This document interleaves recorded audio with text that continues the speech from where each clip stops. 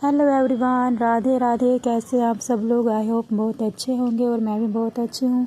तो आज की सुबह मेरे 5 बजे हुई थी। तो सबसे पहले मैं अपना घटना चक्र की बुक ली थी। मैंने जो आपको मौर्य डायनेस्टी की बताई थी कि मैंने थ्योरी पढ़ी थी, तो उसका मॉक टेस्ट लगा रही थी बुक में।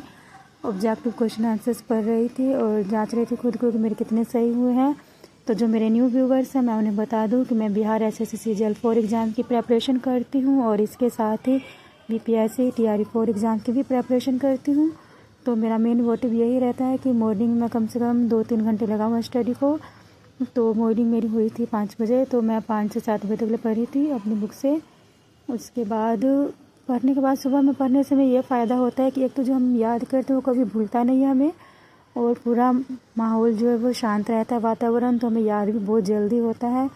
क्योंकि कंसंट्रेशन लगा कर सुबह में पढ़ने से हमें बहुत ही फ़ायदा होता है।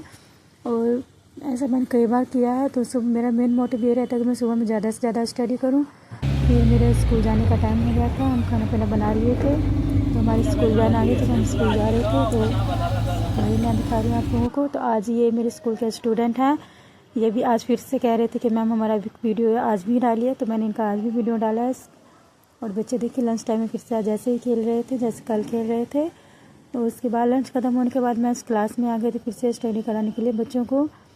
तो मैं पीआरटी स्कूल में पढ़ाती हूँ छोटे बच्चों को, और ये सब बच्चे हैं हमारे स्कूल के, देखिए।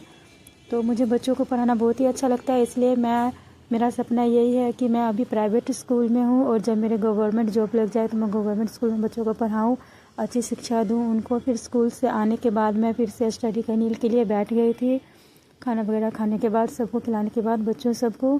तो स्टडी मुझे जब भी टाइम मिलता है मैं तभी स्टडी करती हूँ। ज़रूरी नहीं है कि हमें 4 से 5 घंटे डेली ही पढ़ना है, हमें जब टाइम मिल जाए हम तब पढ़ लेते हैं। क्योंकि मुझे इतना टाइम नहीं मिल पाता दिन में स्टडी करने के लिए, तो मैं रात में ही करती हूँ ज़्यादा। फिर स्कूल से आने के बाद मैंने फिर से स्टडी अपनी की थी शुरू, क्योंकि मैंने बैच ले रखा है ऑफिसर एकेडमी का, तो मेरे काफ़ी सारे उसमें से सिलेबस कंप्लीट हो गए हैं बैच में। तो मैं उनके भी नोट्स बना रही हूँ साथ साथ।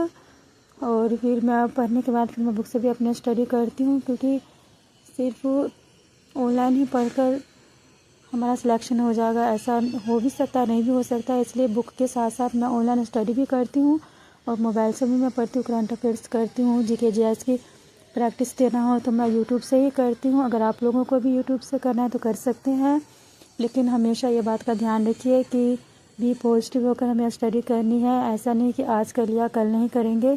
तो डेली डेली अपनी स्टडी कीजिए और अपनी स्टडी को कंटिन्यू रखिए। बीच में गैप लेने से हमारा ये होता है ना कि फिर अगले दिन पढ़ने का मन ही नहीं करता, आलस आ जाता है हमारे अंदर। तो ऐसा मेरे साथ भी होता है और लोगों के साथ भी होता होगा कि अगर बीच में हम स्टडी छोड़ देते हैं कि 1 घंटे, मतलब 1 दिन या 2 दिन के लिए, तो तीसरे दिन मन ही नहीं करता कि फिर से स्टडी करें। तो कंटिन्यू ही रखिए, मैं भी कंटिन्यू रख रही हूँ।